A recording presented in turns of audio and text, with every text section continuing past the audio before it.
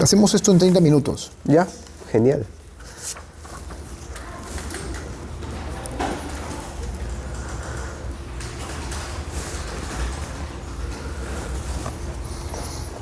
Aquí apuntar lo que obviamente me parece súper interesante, ¿no? Jesús, tu presentación a esta cámara y luego yo. Y ya, ok, tú me dices.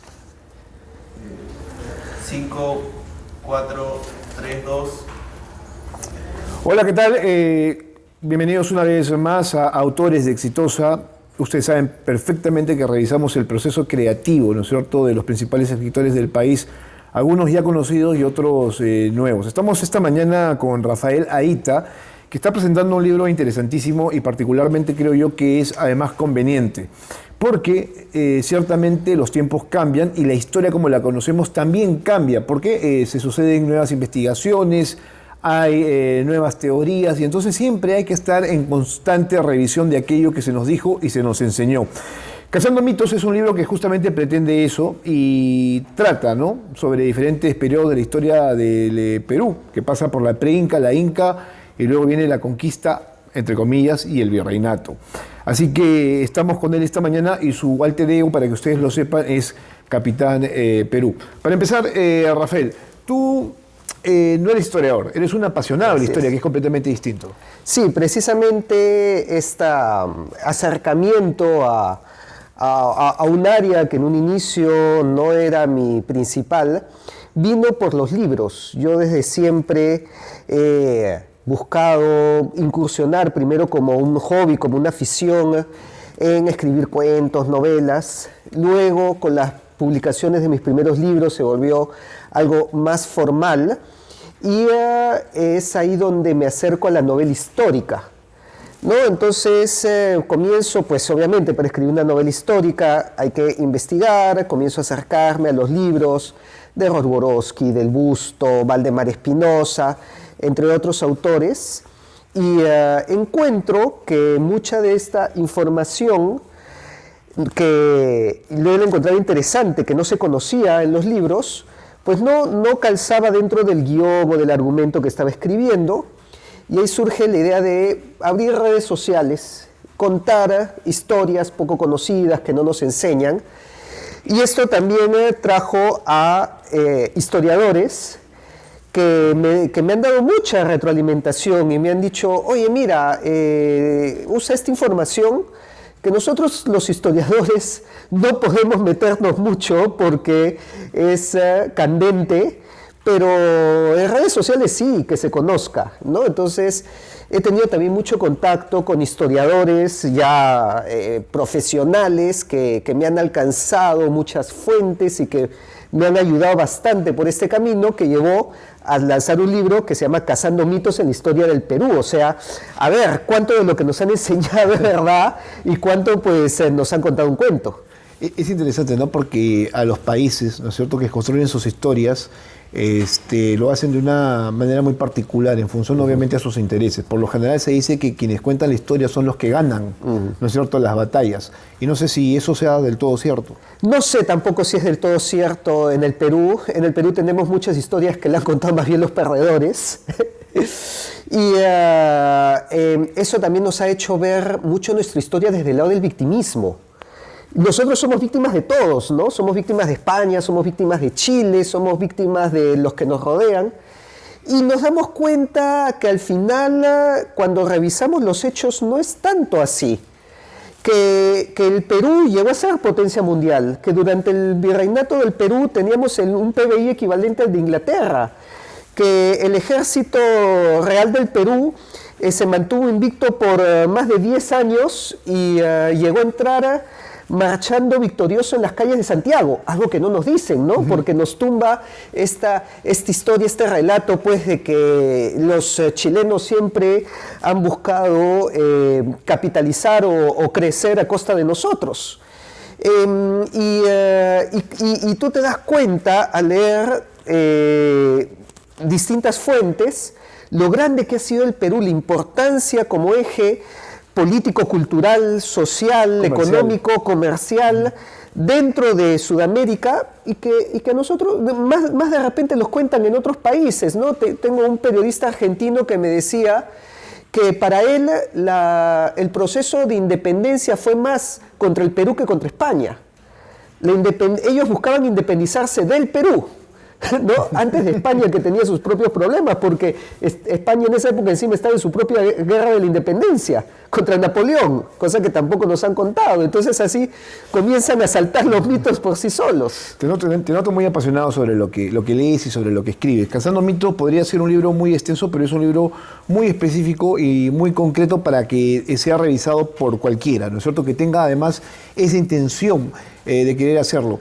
Tú aquí al inicio planteas algo que creo que es interesante, ¿no es cierto? ¿Quién te cuenta la historia y cómo te la cuentan? Y haces haces un contraste respecto a lo que significó, por ejemplo, una fecha fundamental para el desarrollo de la historia como curso aquí en el Perú, ¿no es cierto? Que es el gobierno, entre comillas, de Juan Velasco Alvarado, que hizo un cambio sustancial en función de lo que ellos también trataban de comunicar y hacer un país seguramente mucho más grande en ese aspecto. Sí, precisamente. Eso es algo que descubrí cuando conversaba con la generación de nuestros abuelos, y ellos me decían que la historia que les enseñaron a ellos en el colegio es otra historia, totalmente distinta que la que nos enseñan ahora. Empezando por la figura de Túpac Amaru. En el colegio no se enseñaba quién era Túpac Amaru.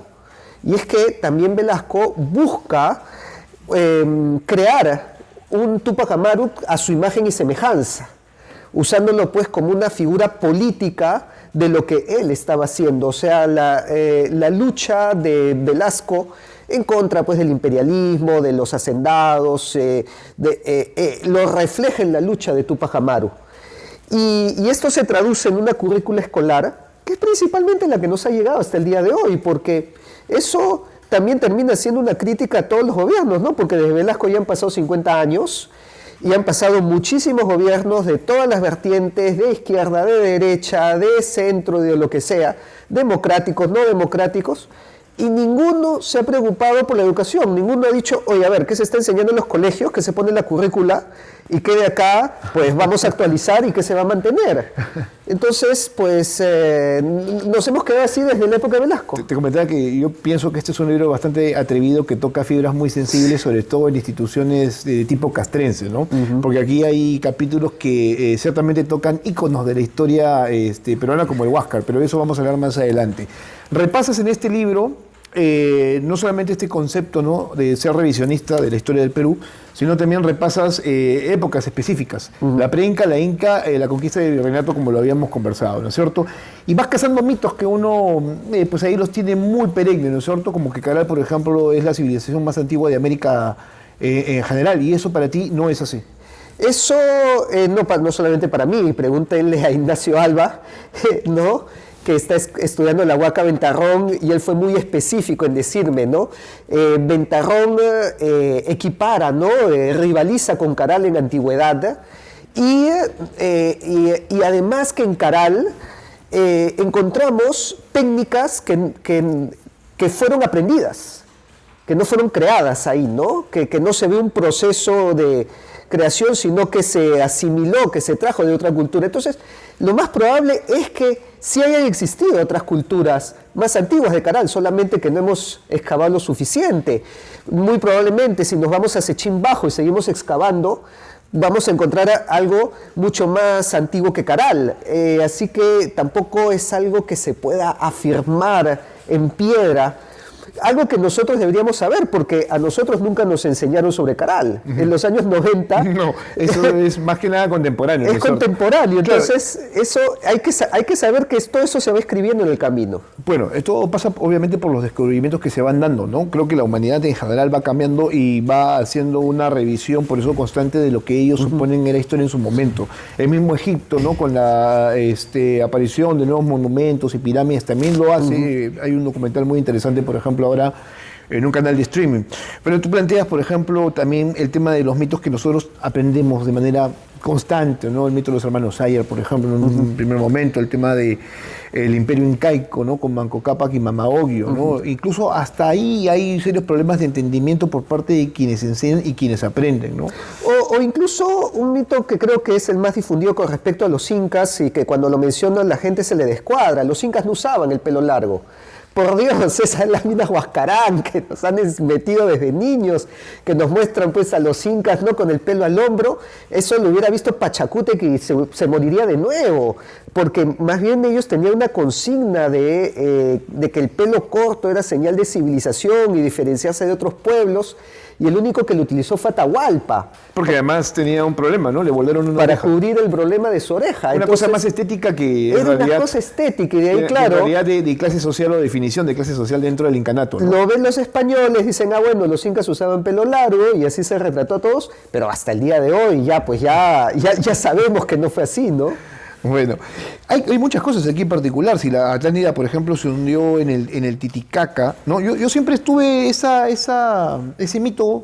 La teoría en el de Jim colegio, ¿no? Allen. Es más, Sí. se hablaba en el colegio, por ejemplo, que había una cadena de oro Sí. en el Titicaca, ¿no? Sí. Que si tú la seguías, tenías la posibilidad, pues obviamente, de encontrar una ciudadela enterrada en las aguas del Titicaca, que es donde además se dice que salió Manco Cápac y Mama Oyo para fundar el Imperio Incaico con la barreta de oro, ¿no es cierto? Es que ese mito tiene su precuela, porque si nosotros revisamos pues a cronistas, ¿no?, como Sarmiento de Gamboa, Juan de Betanzos, nos dicen de que antes de Manco Cápac y Mama Oyo, Huiracocha mandó un diluvio. Una historia muy bíblica, pero que la vemos en todas las culturas, ¿no?, la del diluvio universal, en donde hunde a esta civilización también por desobedecerle o por ser muy libertina y muy pecaminosa, pero hunde a esta civilización del Titicaca, y los que sobreviven son Manco Cápac y Mama Oyo, y ahí tienes a los dos emergiendo en las aguas del Titicaca, ¿no? Entonces esto está presente desde las crónicas españolas, llama mucho la atención esta similitud del diluvio, ¿no?, en tantas culturas, y que bueno, estos investigadores lo relacionan con el mito de la Atlántida. Ajá. Y dicen que la Atlántida quedaba en el Titicaca, y que si nosotros pues buscamos en la zona vamos a encontrar restos de la Atlántida. Ya se ha buscado, no se ha encontrado mucha evidencia, existen diferencias insalvables como el tiempo, ¿no? O sea, el hundimiento de Tiahuanaco fue 1000 años después de Platón, que cuenta el mito de la Atlántida. Pero vamos, siempre es algo que está presente, ¿no?, muy esotérico, que nos hace volar la imaginación. De eso se trata también, pues obviamente la construcción de las historias, ¿no?, de mitos, sí, ¿no?, que además tienen una relación con lo divino, ¿no es cierto? Que ahora, eso es importante en las culturas en general. El tema religioso y el tema político, ¿no?, que es lo que también fundamenta parte de tu libro, que estás presentando, que creo que es súper interesante en muchos aspectos, sobre todo porque hay cosas que no conocíamos o que yo no conocía. El tema del monoteísmo dentro de la cultura inca, ¿no es cierto? Huiracocha reemplaza al sol, cuando en realidad eran básicamente culturas politeístas, ¿no? El agua, la tierra. Entonces, creo que eso es lo que usted va a encontrar cuando repase el libro de Rafael Aita, que uno sí tendría que tomarse el tiempo para leerlo y entenderlo también. Por ejemplo, ¿no es cierto? Constantemente hemos estado hablando del código, ¿no?, de conducta del Imperio Incaico, Amagayuy, Amaqueya, Amalsúa, que por cierto, él dice, no es real, fue inventado. No tiene sentido, y esto incluso ya llega hasta la ONU, ¿no?, como 3 leyes que deben ser básicas para toda cultura. Pero fíjate que hay una cosa que creo que es importante, ¿no? Porque este es un código, ¿no?, que se establece como un código inca, pero cuando aquí los incas, se supo, aparte de los quipus, que era este código numerario, ¿no es cierto?, tuvieron algún tipo de escritura. Claro, no, bueno, porque hasta donde yo sé, los incas no se ha determinado cuál ha sido su tipo de escritura, ¿no es cierto? Ese sería otra beta para profundizar, porque hay autores que hablan de escritura inca.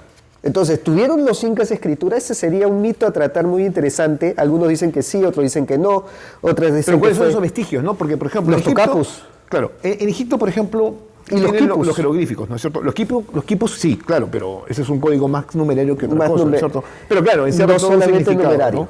¿No? A ver, ¿cómo sabemos que no solamente es numerario? Porque si fuera numerario estaría en una base decimal. Tendrías pues 10 caracteres que te definen todo, y la cantidad de nudos y elementos y hasta colores son muchísimos más. El mismo Sarmiento de Gamboa cuenta que cuando él lee su crónica tiene a Quipu Camayox que van contrastando la información que él dice con los quipus. No sé si sea una escritura, muy probablemente sea algo mnemotécnico, ¿no? O sea, tipos de nudos que te recuerdan hechos, pero no una escritura como tal. Tenemos el tema de los tocapus, que son estos jeroglíficos incas que por ahí también dicen que podría ser escritura. Bueno, si la tuvieron, no la descifraron. Esa es la Tal vez verdad. necesitaríamos nuestra propia piedra roseta. Piedra roseta, ¿no es cierto? sí. Para poder determinar si es que hubo o no algún tipo de código en ese aspecto, porque la escritura es la construcción de Claro. códigos, ¿no es cierto? Que además tengan ciertos niveles de significado y significancia para quienes forman parte de una comunidad.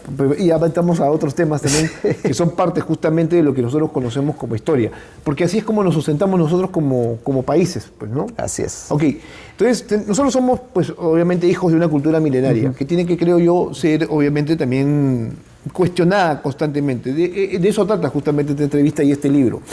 Entonces, estamos pasando por etapas y vamos viendo, pues, cómo algunos mitos carecen, obviamente, de verosimilitud, ¿no? Y entonces, aquí hay algo que creo que yo que es lo más importante de tu libro, que es interesante y que lleva por título lo siguiente: fueron cuñados Pizarro y Atahualpa, al margen, ¿no es cierto?, de que hayan tenido algún tipo de relación en ese aspecto, Ajá. conquistador y conquistado, Sí. ¿no? O saqueado, no lo sé, porque hay también esta discusión de que si es que el Perú como lo conocemos fue conquistado o saqueado, ¿no es cierto? También. ¿No? Entonces ahí también hay todo un debate. Pero hay una parte en la que tú dices lo siguiente: Inés Huaylas dio 2 hijos a Pizarro, Francisca y Gonzalo, Pizarro Yupanqui, hijo de 2 imperios, pues tenían herencia incaica por parte de su abuelo materno, Huayna Cápac, y a la vez podían reclamar el título de marqués de la conquista ante España por el lado de su padre. Estos fueron los primeros mestizos y, por lo tanto, los primeros peruanos. Mientras desconozcamos estos orígenes, los peruanos tendremos un problema de búsqueda de identidad, que hasta ahora la tenemos. Y la tenemos, justamente porque no conocemos nuestros orígenes, no sabemos de nuestras raíces como un pueblo que unió imperios, ¿no? O sea, como dices, muchos se nos hablan de que fuimos saqueados, de que fuimos, pues, vejados, de que los españoles fueron invasores, no conquistadores, que solamente vinieron a robar y a matar. Pero vamos, lo que encontramos incluso desde el testamento de Isabel la Católica, donde manda, ¿no?, cásense españoles con indias e indios con españolas, es que es una intención de unir las sangres, unir los 2 imperios más grandes de ambos continentes en ese crisol que somos nosotros el día de hoy. Entonces, esto nos aleja totalmente de la historia anglosajona, en donde si nosotros nos comparamos con Estados Unidos aprueba el matrimonio, mal llamado el matrimonio interracial, el matrimonio entre personas de distinto color de piel, lo aprueba en 1967, 500 años después de lo que decía Isabel la Católica. 500 años antes en el Perú, Pizarro unía su sangre con Quispe Sisa, con Inés Huaylas Yupanqui, y daba a luz a los primeros mestizos en el Perú. Entonces, vamos, muchas veces heredamos sus problemas, ¿no? Heredamos los conflictos y rivalidades que tienen en el norte, cuando nosotros en ese aspecto les llevamos 500 años de ventaja. Bien, independencia y república, y aquí sí tenemos mucho para hablar en tan poco tiempo en realidad aquí en Autores, pero creo que es necesario también porque estamos en el mes de la patria, ¿no es cierto? Además, este libro se presenta en la Feria Internacional del Libro, que está siendo ampliamente visitada. Lo concreto es que el Perú, los peruanos, ¿no? Sobre todo los que ejercían poder en este país, ¿no?, al inicio de esto que se concibe como república, no querían una independencia. Y tenían a San Martín como uno de sus principales enemigos. Los que estaban en una posición completamente distinta, sin menos privilegios, eran justamente los que buscaban una patria. Sí, pero añoraban el concepto también de patria, tenemos ¿no? que ver quiénes eran, porque muchas veces se asocia que las personas con una posición menos privilegiada estaban más relacionadas a los Andes o a los descendientes de los incas, cuando en realidad los descendientes de los incas, las panacas cusqueñas, eran realistas, porque tenían títulos de nobleza. Entonces, claro, cuando me mencionas las personas que eran más acomodadas en el Perú no querían una independencia, estos eran nobles incas, ¿no? Estos eran los 24 electores de las 12 panacas de Cusco, y que veían la república como una pérdida de sus derechos, lo cual efectivamente lo fue, porque Simón Bolívar disolvió todos los títulos nobiliarios y todos estos nobles perdieron lo que tenían. Y más bien los criollos, que no eran nobles, buscaban la república como una forma de ascenso social, porque sin título nobiliario no ascendías en el virreinato, pero en una república sí. Y por eso es que tienes que muchos de los criollos se alían con San Martín, especialmente los del norte. Vamos, Bernardo de Torre Tagle independiza todo el norte del Perú. ¿Y quiénes fueron los que no se independizaron? Hasta 1824, el sur, Cusco, Ayacucho, Apurímac, Puno, Arequipa, era el bastión realista. Eran los que recibieron al virrey La Serna cuando San Martín entró a Lima.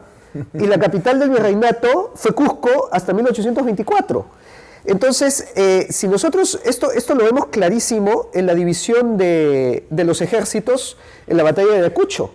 El supuestamente ejército español, el ejército realista del Perú, que es como se llamaba, estaba integrado en su mayoría por cusqueños, ayacuchanos, arequipeños, puneños y altoperuanos, lo que es hoy Bolivia, que eran los que luchaban contra Sucre, que estaba integrado por norperuanos, por gran colombianos, Colombia,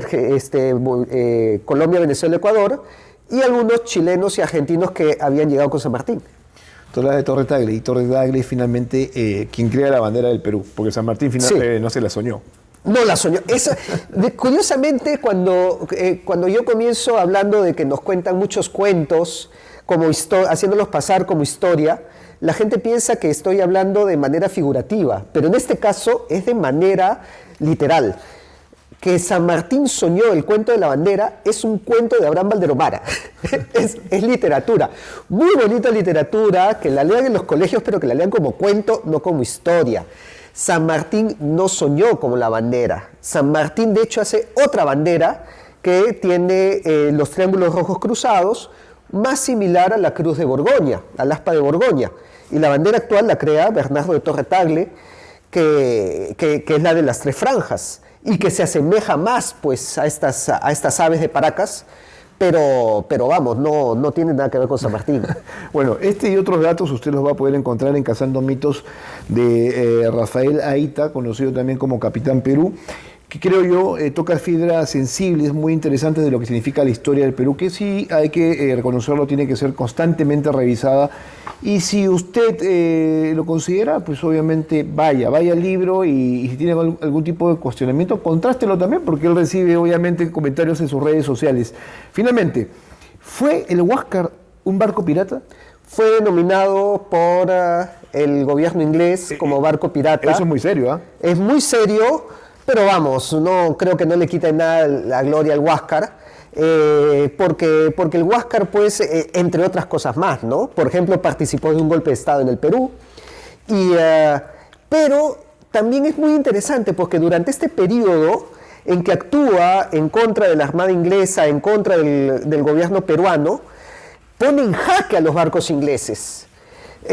Entonces, ahí tiene pues sus pininos de lo que sería después todas las grandes hazañas que logra realizar durante la Guerra del Pacífico, porque los mismos ingleses tienen que modificar el diseño de sus barcos cuando se dan cuenta pues que el Huáscar se había pegado a la costa, no podían acercarse, los tenía a tiro de bala y los puso contra las cuerdas a todos y dijeron, oh por Dios, pero acá este barquito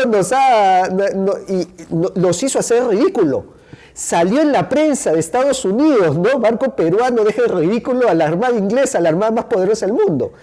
Entonces, pero claro, obviamente lo hizo en un momento de rebeldía, en un momento en que estaba en un golpe de Estado, y fue denominado como barco pirata, pero lo pícaro y lo astuto, y de que le gana a alguien más grande que el diseño que tenía, eso lo tiene desde sus orígenes, desde antes que nos han enseñado. Yo creo que es algo valioso también que lo conozcamos. Bien, Rafael, muchas gracias por estar aquí en Autores. Creo que es importante escucharte y sobre todo leer tu libro también. Me ha fascinado y creo que va a ser de inmediata consulta, sobre todo este capítulo casi llamativo, Hitler en el Perú.